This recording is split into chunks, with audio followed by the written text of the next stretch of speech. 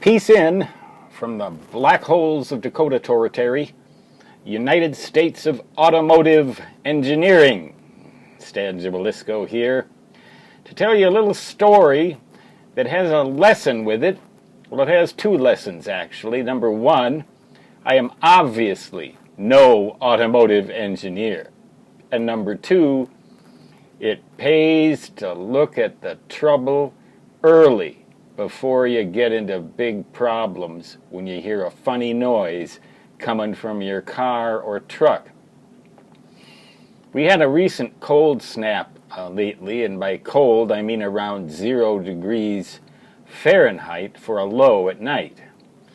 And as you may know, sometimes when you start up your car or truck, it makes a groaning sound for a few seconds when it's really cold. I'm not sure what the reason for that is, but it's pretty common and nothing to worry about.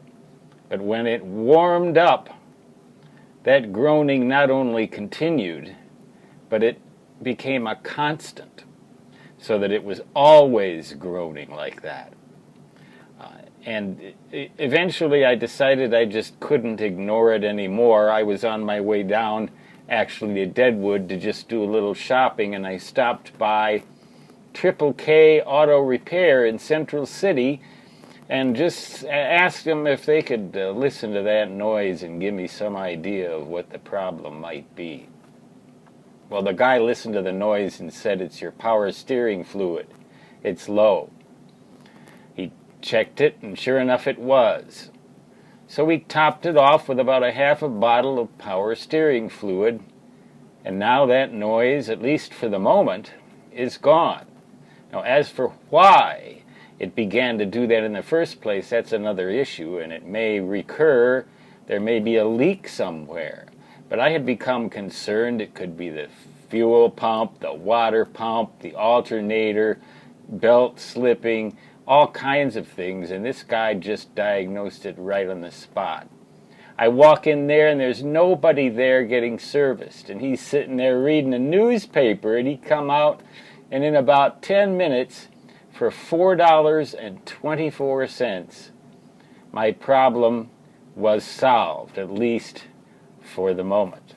Now, if I'd have waited until that power steering pump, power steering mechanism, or whatever the apparatus in there is, if I'd have waited until it completely failed, I'd have had a major repair bill on my hands. So the lesson is, if you hear something weird coming from your car, get it checked out right away. And don't wait until you have to spend a whole lot of money. Now, there may yet be some difficulty that I haven't foreseen. There may be a leak. My driveway's been constantly wet with drippings from the deck, and I can't tell whether fluid is dripping out or not. And the problem began after that wet spell began, so I haven't had a chance to really find out whether it's leaking, but I'll find out soon enough. I did test the alternator and find that indeed it is working. You can do that with a simple voltmeter. Maybe I'll describe that in another video.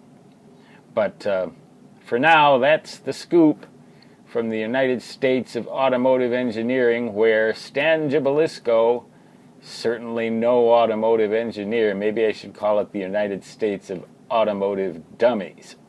At least I'm a member of that clan. Good thing we got people around here who at least know something about cars. It's a pretty far out in the sticks place, these black holes. And they're going to get cold again, doggone it. I don't tolerate the cold very well. 5'6", 112 pounds, what do you expect? Stan Gibilisco signing off, saying peace out. Until next time, till the next failure occurs. So long.